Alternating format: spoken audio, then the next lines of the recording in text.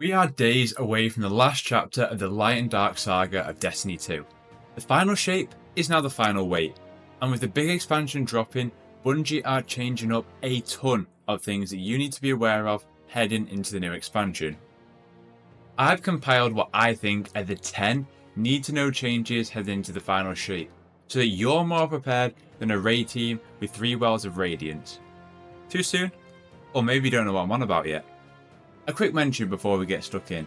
If you're looking to stay up to date with Destiny with the final shapes release, consider subscribing, I'd appreciate it.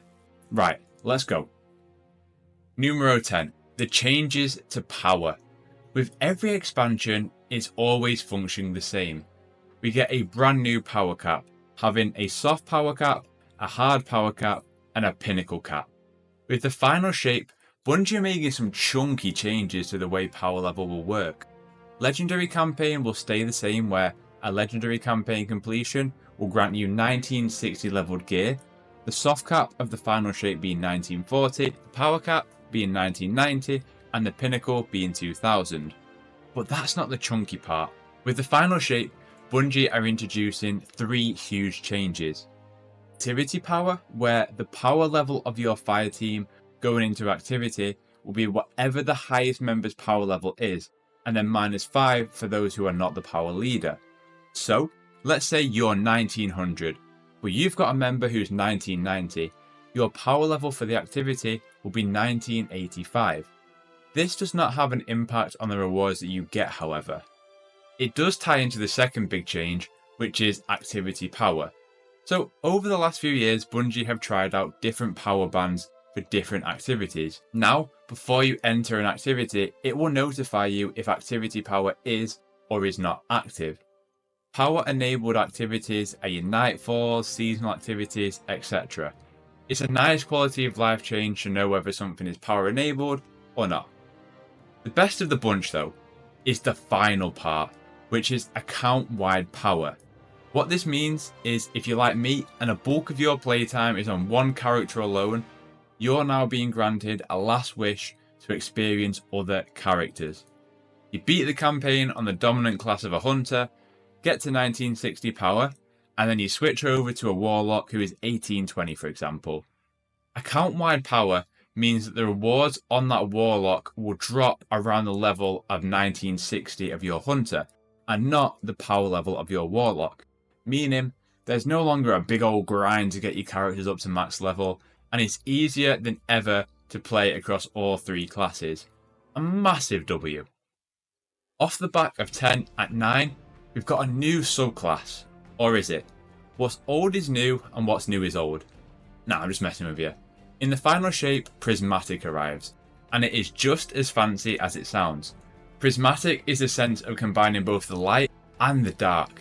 It means you can rock a stasis grenade with a solar melee and an arc class ability. It is looking sick. The idea is light subclass damage will charge your light side, dark subclass damage will charge the dark. Once both are full, you'll be transcendent and gain an extra powerful grenade / ability, combining the best of both worlds.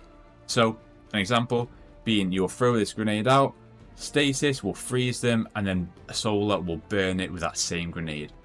On top of that, after the completion of the raid, whoever wins world first will be able to farm an exotic class item that allows us to combine aspects of some of your favourite armour exotics. So, for Hunter, Garth of Lycan's Void Chest Piece, however you say it, and Mark of the Assassin from Assassin's Cowl, taking the aspects of both exotics and combining them into one exotic class item.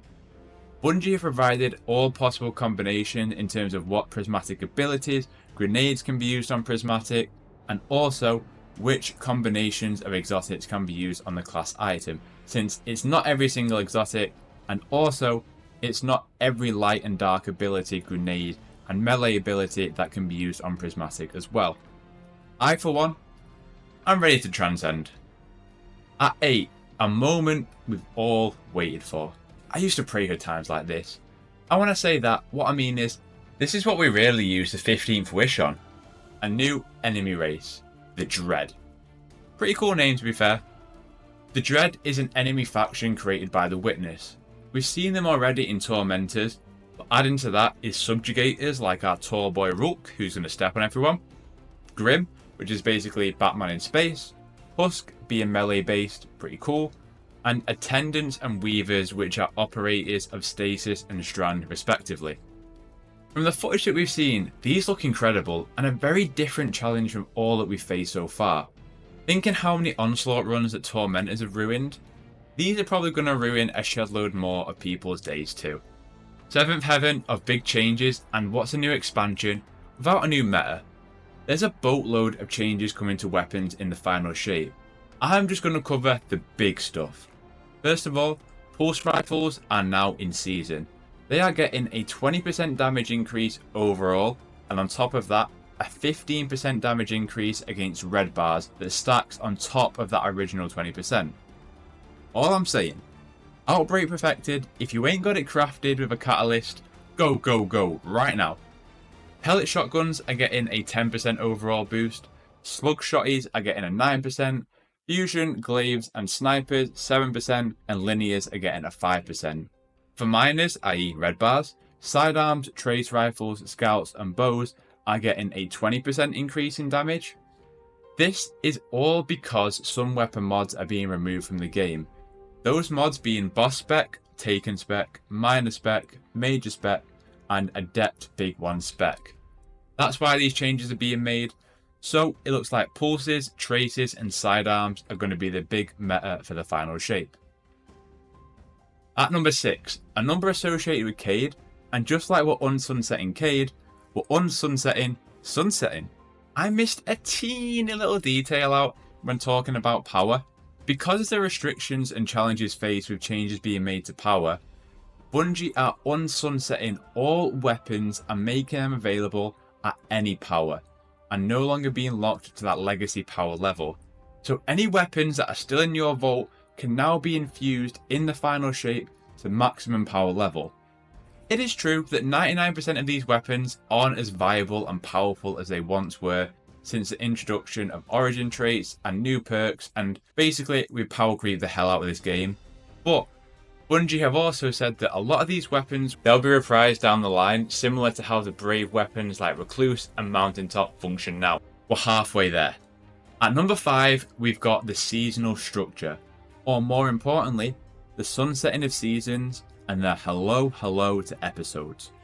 Following an expansion, we would get 4 seasons consisting of 12 weeks a season. Now, Bungie are changing up the model into episodes, being 3 episodes. Each episode is going to consist of 3 acts. Each act is due to release every 6 weeks, with new stories, quests, activities, weapons, etc. The 3 episodes post final shape are Echoes, Revenant and Heresy, dealing with the fallout of the final shape, and it looks like we've got the Vex up first and we're going to be ending with the Hive. Let's see how the episode model fares in comparison to the season format, which was beginning to feel a little bit stale. I am quite excited by the prospect of the storytelling potential here. At number 4, let's talk quality of life. I'll list off as many things as I can. Fragments for light subclasses have been reduced in cost from 25,000 Glimmer to 10,000 Glimmer. A boatload of weapons including Vow and King's Fall Adepts, Gambit, Brave, Trials, Crucible, Iron Banana, Vanguard Ops, Nightfalls and Prophecy Dungeon will allow those guns to have their perks enhanced like a crafted weapons enhanced perks. That was a mouthful, but what I'm trying to say is that all the perks in any weapons that you have from those will have their traits allowed to be enhanced in the same way that you would see a crafted weapon that gets to like level 14, 15, 16, have the enhanced perk on that. All of those, alongside all the new weapons in the final shape, will have enhanceable perks. Memento stacks will increase from 1 to 3. The shader icon is getting a revamp to more accurately display a shader's colour and texture.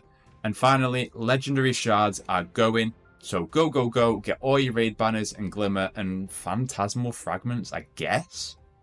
3 big changes to go. At 3, we have the new Pathfinder system.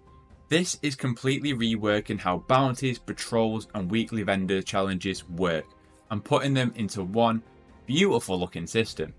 This can be accessed anywhere at any time. It's 20 objectives divided into 5 tiers.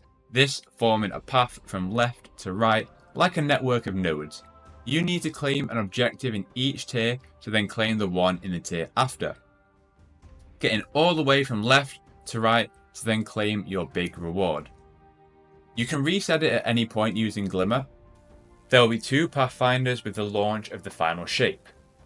The first being available to all Guardians, replacing bounties and weekly challenges, and the second being part of the main campaign of the final shape in the Pale Heart.